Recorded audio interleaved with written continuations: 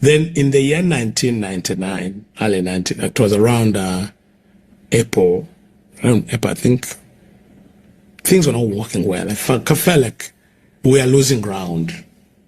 When you say we, you mean the grandmasters, the occultic, satanic kind of world? You see the confusion. Now, in 1996, I was told with my people to move away from Uganda and stay away for some time. Is this the one you told us earlier about the 70 days? This is a different one. Okay. Now, what happened?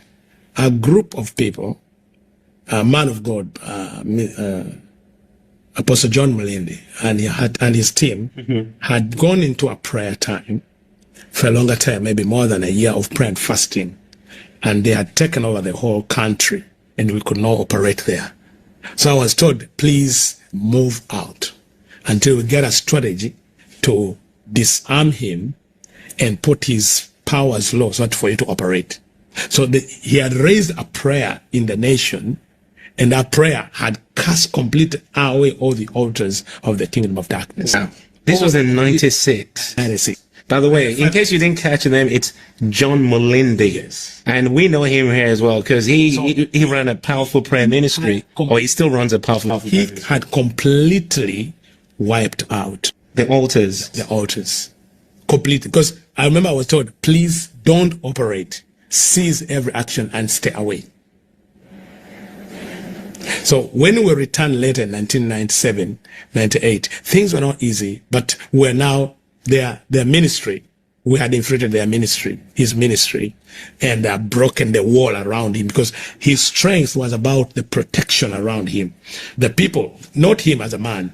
Now, because of the people who were praying around him, praying for him, praying for him, he could ascend in the spirit and become like an authority. So I feel that. That's so strong. We could speak one word and you hear it echo for days. So by that time, we had to get all his tapes, listen to them. You had to listen to his tapes. Listen to them and identify, why is this man so powerful, so strong? Well, every word he says, you feel like causes a vibration in the spirit.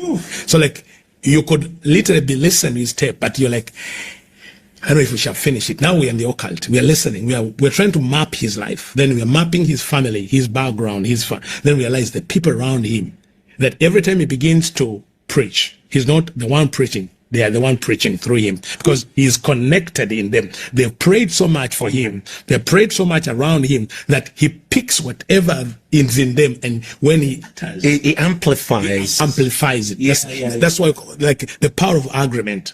So like, the whole team around him, they are so much in agreement that when he stands to speak, he as if they're all of them speaking in one voice. So, and because of that, even he prays, or just say one word, it could be like a whole force and energy that goes through the entire realm. So he was in charge of the realm. Not even saying, I bind, I break. No. He didn't have to say that. No. Actually, he didn't. All he was, sometimes he teaches. Sometimes it could be just teaching the Bible, sitting with the people. And what you're talking about is not that he was teaching with shouting, because John Malindi is a very calm teacher, but the words that carry so much weight in the spirit. He could teach a Bible, like a truth, and then the people pick it. And then you could see like the whole atmosphere has been changed because of what he's just talking to the people. Like I'm having conversation with you. And as I will talk, the entire realm is charged. And now he is a principality over the nation. Him as a man, because of the network, because of the wall around him. Now, they had been building that for a long time before they got to that place. So, by the people that were assigned, I was not among them. The people were assigned to go, were not to attack him, but to break the wall. To identify the thing that could cause to be offended. Identify things that could cause people to be offended around him. And then withdraw their protection, their prayer around him. Like now, Wait, get people offended or stir up circumstances that cause people to be offended so that they withdraw their, I guess, their part in the wall. And there's a break or a breach, and then you can access. And so this man is in the center, and now the wall is breaking. People are leaving. People are being taken away. And I want to say this to people that are watching this, that sometimes the man of God has given you, he has the authority, but his authority depends on you who are around him, who are building. It's about the hedge around him. And if that hedge is broken, and before even they reach him, he has lost his position. Because in the realm of the spirit, it's about positions. Even we have positions of intercession. As an intercessor, you gain a position in the spirit to be a territorial intercessor. But that position, to remain there, to maintain that position, there must be people around you who God has called and assigned to be gatekeepers and watchmen, to watch over your life, to see that the enemy cannot reach you. And powerful. Because for you, for example, you're leading, God has given you the call and the vision. But there are those that must build the walls around you. Yeah. They must surround you. And when the enemy comes, must break these walls. And that's what happened to this man of God, that the walls were broken. And when the walls were broken, what happened? So his authority, the influence in the nation has to drop. He has not sinned. He's not fallen in sin. The enemy has not even attacked him personally, but his influence has been low. So was the result of that being the words that he was teaching did not carry the same level of weight. And it wasn't that his personal prayer life had gone down, just the breach around him broken. Oh my goodness, Lord have mercy.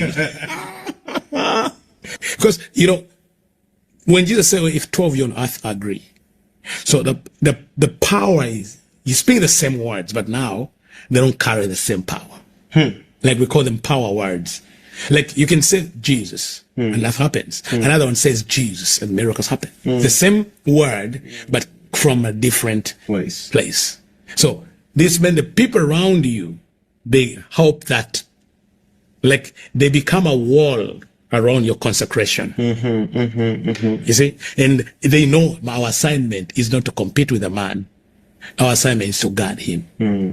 And God has assigned us this responsibility. And I want to say this, James, that many people today, men of God, have not fulfilled their destiny, not because they sinned, but because the men and the women that God assigned around them left their place.